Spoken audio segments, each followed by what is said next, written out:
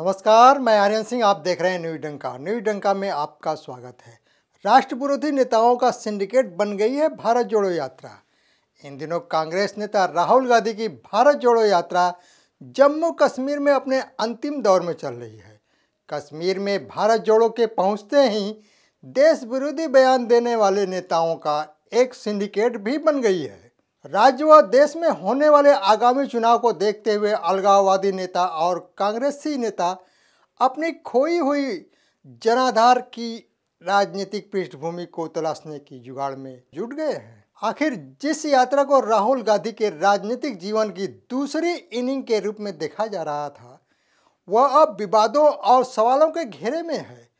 जिस संगठन और विचारधारा का साथ देने पर कांग्रेस को जनता ने राजनीतिक वनवास भेजा है, उन्हीं दलों को साथ लेकर कांग्रेस भारत जोड़ो का राग अलाप रही है।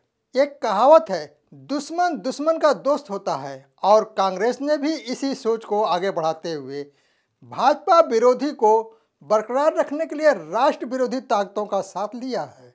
जम्मू और कश्मीर में धारा 370 के हटने के बाद कई बदलाव आए हैं। जम्मू और कश्मीर में इस यात्रा के आने से राजनीतिक अस्थिरता का माहौल है।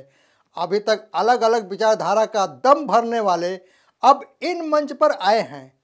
बिखरे विपक्ष को साथ लेकर कांग्रेस आगामी चुनाव में खुद के लिए सत्ता में वापसी की दिशा तलाश रही है। आपको बता दें कि भारत जोड़ो यात्रा को कश्मीर पहुंचते ही वहां अलगाववादी और देश भारत विरोधी बयान देने वाले नेताओं के जमघट एक मंच पर जुटता दिखाई दे रहा है। सत्ता की भूखी कांग्रेस किसी से भी हाथ मिलाने के लिए तैयार है। राहुल गांधी की भारत जोड़ो यात्रा वर्तमान में राजनीतिक हलकों में चर्चा का विषय बनी है। कन्याकुमारी से कश्मीर की इस यात्रा को प्रसिद्धि से ज़्यादा विवादों का सामना किया है। ऐसे विवाद जिसने इस यात्रा के उद्देश्य को पूर्ण रूप से बदल दिए हैं। यही नहीं, इस यात्रा में शामिल हुए चेहरे ने इस यात्रा को विवादों की यात्रा बना दिया है।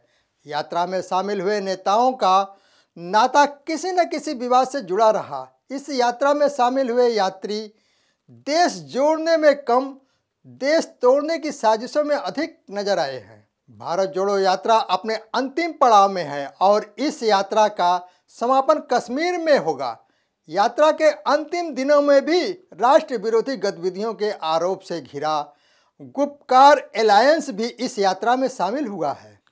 यह वह संगठन है जो चीन और पाकिस्तान की खुली पैरवी करता आया है और अपने परिवार की विरासत को आगे बढ़ाने के लिए आतंकवादियों और पाकिस्तानियों का साथ देता आया है। गुपकार गठबंधन में महबूबा मुफ्ती भी शामिल है। आपको बता दें कि वे वही महबूबा मुफ्ती हैं जो जम्मू कश्मीर में धारा 370 के हटने का विरोध करती हैं और कहती हैं कि कश्मीर में कोई भी राष्ट्रीय झंडा उठाने वाला तक नहीं बचेगा।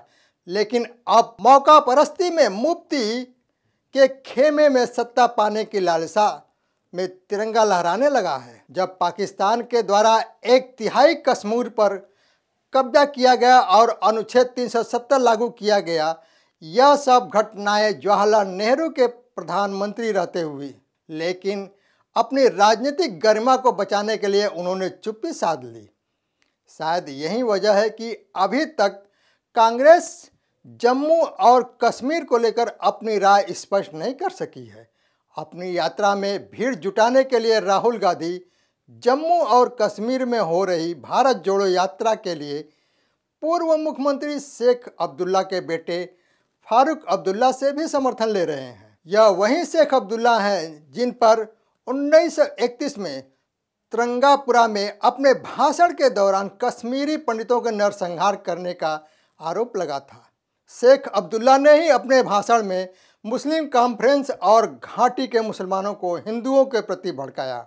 आपको बता दें कि कांग्रेस और शेख अब्दुल्ला का नाता पुराना है। 1975 में शेख अब्दुल्ला एवं तत्कालीन प्रधानमंत्री इंदिरा गांधी के बीच एक समझौता हुआ था, जिसमें इंदिरा गांधी के समर्थन से शेख अब्दुल्ला को मुख्यमंत्री बनाया गया था। उसमें राज्य विधानसभा में शेख अब्दुल्ला का एक भी विधायक नहीं था। आगे चलते हुए साल 1989-90 में जब जम्मू और कश्मीर के हालात काफ़ी बिगड़ गए और श्रीनगर में कश्मीर हिंदुओं का कत्लेआम शुरू हो गया तो फारूक अब्दुल्ला मुख्यमंत्री पद से इस्तीफा देकर अपने परिवार के साथ विदेश भाग गए। तत्कालीन राज्यपाल श्री जगमोहन सिंह द्वारा लिखी गई पुस्तक माय फ्रोजेन टर्बुलेंस इन कश्मीर में भी इस बात का जिक्र है कि जम्मू और कश्मीर की भयावह स्थिति को लेकर फारूक अब्दुल्ला गंभीर नहीं थे। तत्कालीन प्रधानमंत्री राजीव गांधी का ध्यान कश्मीर की स्थिति सुधारने की तरफ नहीं बल्कि होने वाले लोकसभा चुनाव की तरफ ज़्यादा था, पर हाल में सत्ता में आने की जुगाड़ में कश्मीर के मसले को नज़रअंदाज कर दिया गया।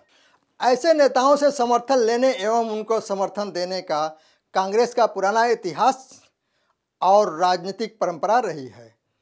यह सिलसिला जवाहरलाल नेहरू, इंदिरा गांधी एवं राजीव गांधी से चलते हुए अब राहुल गांधी द्वारा बखूबी निभाया जा रहा है।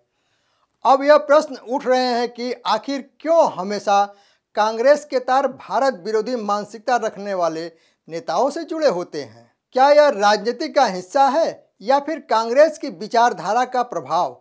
फारूक अब्दुल्ला द्वारा कांग्रेस की भारत जोड़ो यात्रा में शामिल होने से राहुल गांधी से जनता का यह सवाल रहा है। भारत जोड़ो की बात कहते हुए कांग्रेस की यह यात्रा भारत विरोधी बयान देने वाले नेताओं का कुनबा बन गई है। इस यात्रा से कांग्रेस और अलगाववादी नेता अपनी खोई हुई राजनीतिक पृष्ठभूमि को तलाशने की जुगत में है। इस यात्रा का कोई मुख्य एजेंडा तो नजर नहीं आया, पर यह यात्रा कांग्रेस की अस्थिरता की तलाश मात्र तक सीमित रही। कांग्रेस यात्रा के जरिए खोया हुआ जनाधार वापस लौटने की अपनी कोशिश में पूरी तरह से विफल नजर आ रही है। इस यात्रा का उद्देश्य राज्य दर राज्य बदलना भी जनता में असमंजस का कारण रहा। जिस राज्यों में कांग्रेस की सरकार थी वहां यात्रा का अर्थ ही बदल गया। राहुल गांधी उन राज्यों में साफ नजर आए और यहाँ की समस्याओं से ज़्यादा राज्य की तारीफों के पुलिंदे बांटते नजर आए। तो दोस्तों, यह वीडियो कैसा लगा? लाइक, शेयर, कमेंट और हमारे YouTube चैनल को सब्सक्राइब करें। धन्यवाद।